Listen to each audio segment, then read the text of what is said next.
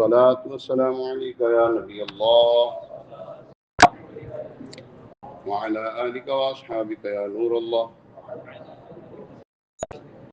نویت سنت الاعتکاف. حضور نبی پاک صاحب لولاک صلی اللہ تعالیٰ علیہ وسلم پر درود و سلام پڑھنے کے بے شمار فضائل. فرمایا جو بندہ روز جمعہ مجھ پر 200 مرتبہ درود پاک پڑھے اللہ تعالیٰ اس کے 200 سال کی گناہ بخش دے گا. صلو علی الحبیب صلی اللہ تعالیٰ علی محمد وعلی آلہ واصحابہ بارک وسلم. اللہ کریم قرآن پاک میں فرماتے ہیں الا ان اولیاء اللہ لا خوف علیہم ولا هم یحزنون الذین آمنوا وکانوا یتقون. سن لو بے شک اللہ کے ولیوں پر نہ کچھ خوف ہوگا نہ وہ غمگین ہوں گے وہ جو لوگ ایمان لائے اور ڈرتے رہے.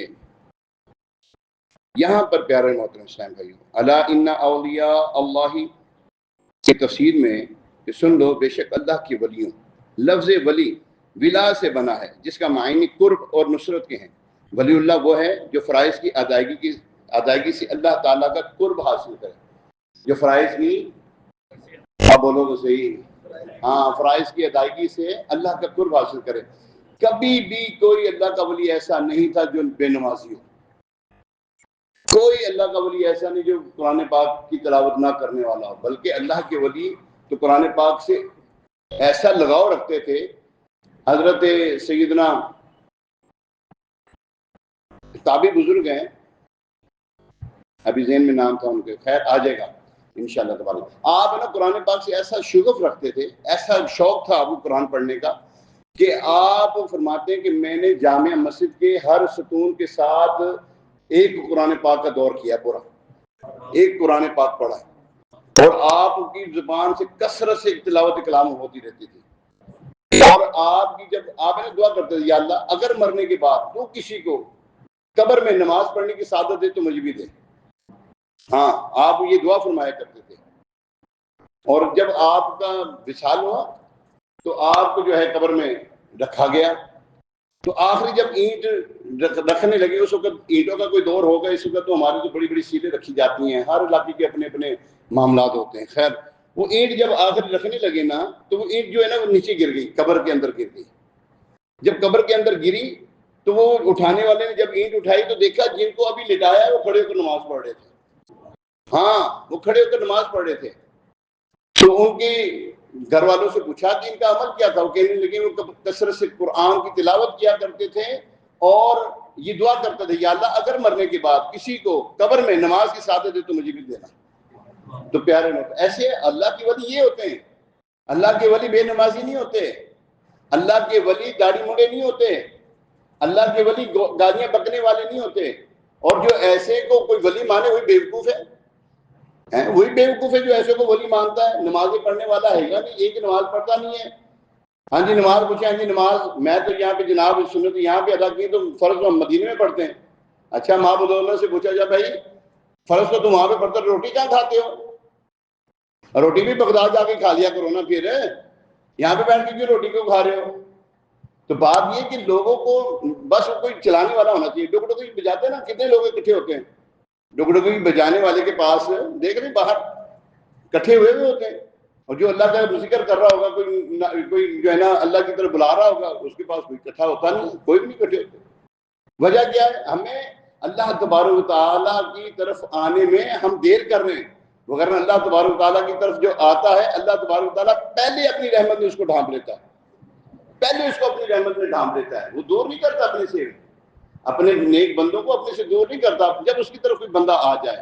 اب یہاں پہ مزارات اولیاء پر جو ایک معاملہ یہ کرتے ہیں نا ڈھول ڈمکے ہوتے ہیں ڈھول بازے ہوتے ہیں یہ جو ناچ گانا یہ دین اسلام سے ان کو کوئی سروکار نہیں ہے. یہ دین اسلام کا کوئی حصہ نہیں ہے. میں صاف بتا رہا ہوں آپ کو دین اسلام کا یہ کوئی طریقہ کار نہیں ہے کہ ڈھول بجایا جائے. اس طرح کی یہ جو رقص کر کے جاتے ہیں بالکل دین اسلام کے خلاف ہے یہ عمل اور ہم اس کی مذمت کرتے ہیں. الحمدللہ کسی عالم دین کو آپ نے دیکھا ڈھول بجاتے ہوئے؟ اب بولو تو صحیح نہیں دیکھا نا. تو بس عالم دین ایسا کام کرتا ہی نہیں. جب عالم دین ایسا کام نہیں کرتا تو اللہ کے ولی کب ایسا کام کریں. ٹھیک ہے نا. اللہ کے ولی یہ نہیں چاہتے کہ ان کے مزارات میں ایسے کام کیے جائیں. ٹھیک ہے نا.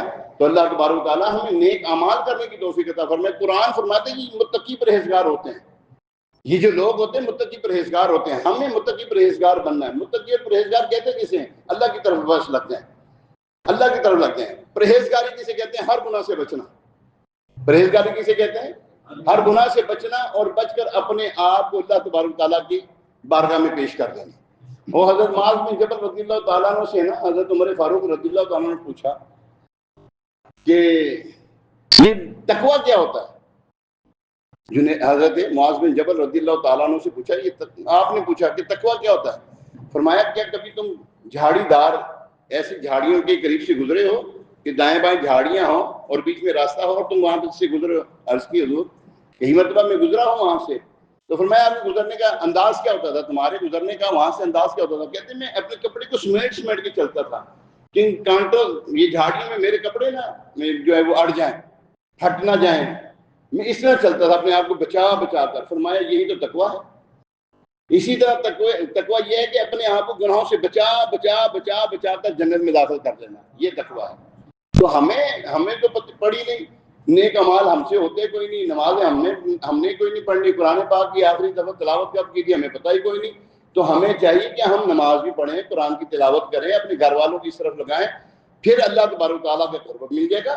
اور جب اللہ تبارک و تعالیٰ کا قرب مل جاتا ہے تو اللہ تبارک و تعالیٰ کی اطاعت میں مشغول ہوتا ہے، دل اللہ تعالیٰ کے نور سے معرفت پا لیتا ہے، پھر وہ عارف بن جاتا ہے۔ عارف کسے کہتے ہیں؟ جاننے والا، اللہ کی پہچان کرنے والا، عارف باللہ کہتے ہیں نا۔ آپ نے دیکھا ہوگا بزرگان دین کے اپنے اپنے نام ہیں، ان کی نام نہیں ہے وہ ان کی پہچان ہے۔ کیا کائنات میں کوئی دوسرا کوئی غوث اعظم سنا ہے آپ نے؟ شیخ عبد القادر جیلانی رحمۃ اللہ علیہ کے علاوہ کوئی سنا ہے؟ کوئی دادا حضور کوئی سنا ہے دوسرا؟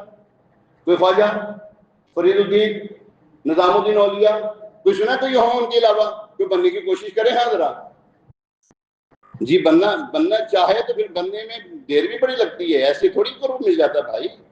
یہ صرف جن کے نام تھے یہ اس میں بامسمہ تھے۔ غریب نواز جو تھے نا وہ غریبوں کو نوازتے تھے، ان کے در پہ جو آتا خالی نہیں جاتا تھا۔